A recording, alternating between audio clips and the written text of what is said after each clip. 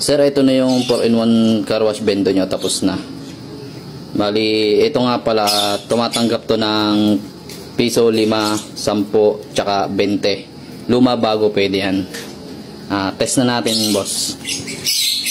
Hulugan natin ng lumang 5. Ayan, lumabas yung 5. Milo lahat ng buto.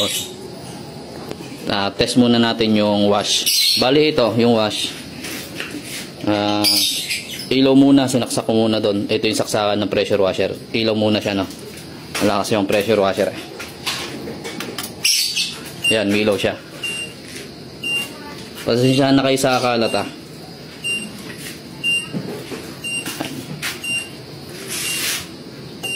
Yan, namatay.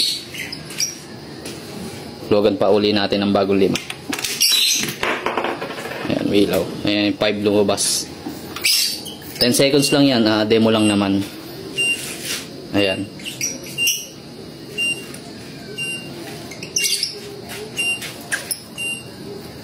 Yun.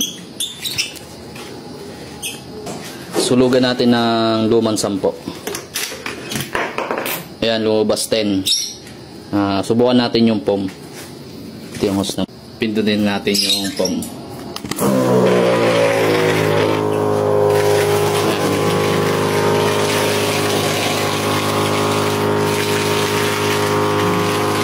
Foaming-foamy yan, sir. Iba talaga kapag kapag compressor type. Talagang yung car shampoo, dikit na dikit yan. Hindi basta nahuhulog. Kaya malakas yan, boss. Halos 1 meter mahigit yung inaabot niya, no? Malakas yan.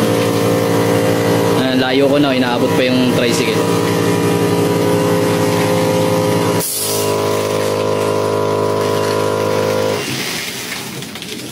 Okay na yung foaming, sir.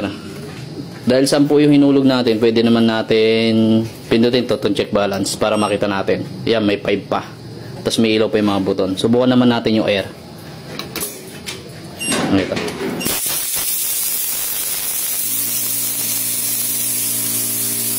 Nakakita ko ng lamok.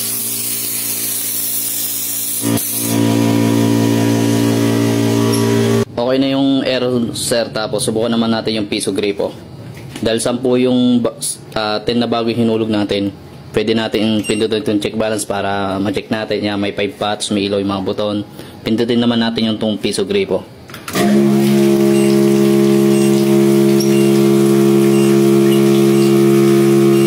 Seconds lang yan. Yun. Dahil 5 yun, tapos piso lang dito, pwede natin, kaya dapat may 4 pa yan. Pindutin natin, ayan yung may 4 pa. Kasi piso lang dito eh. Pindutin uli natin.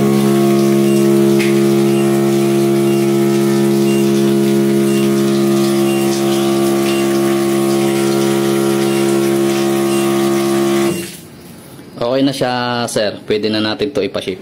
Thank you.